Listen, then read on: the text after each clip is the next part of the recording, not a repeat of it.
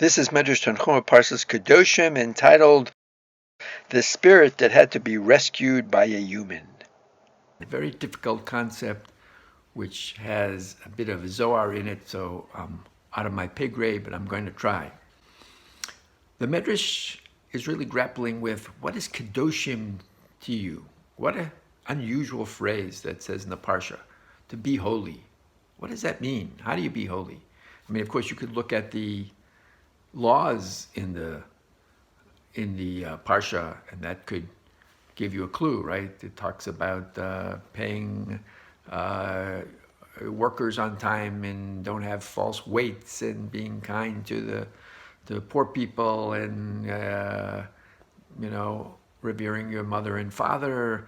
And it even has a famous one about the interesting thing about that is that Rashi points out that pasuk ends in an unusual way. It says, "V'yareitim elokecha ani Hashem."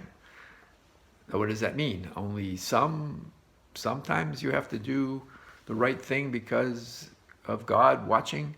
So Rashi points out that there are things that people do that only God knows what our intent was.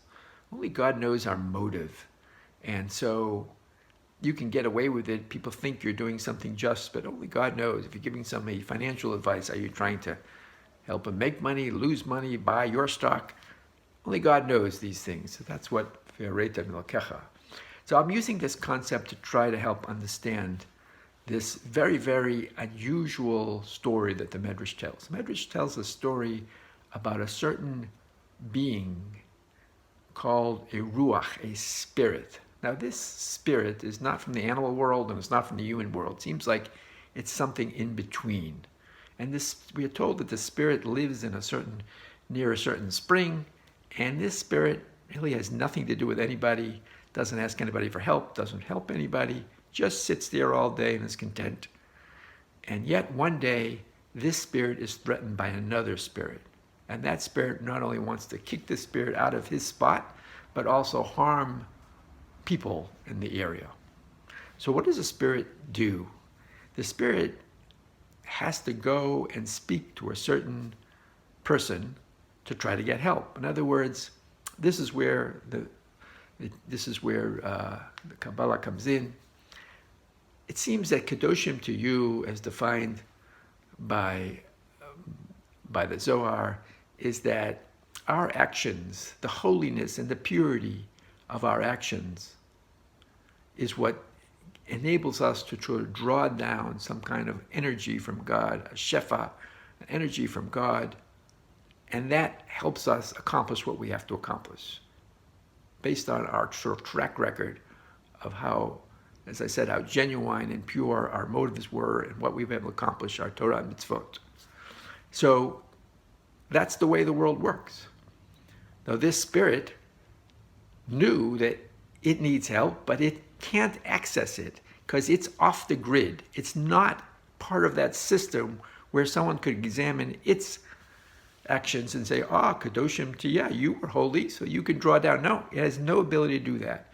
So it communicated with a certain chassid named Yossi, and this chassid was able to draw down his energy, and he actually had to express out loud that he wants this spirit to win over the bad spirit threatening him, because by either doing actions and by saying something out loud, you are drawing down the shefa from God.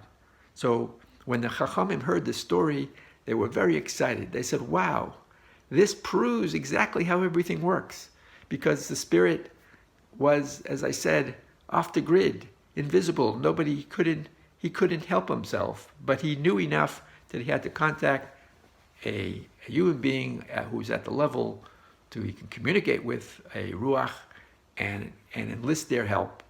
And indeed, that's what worked.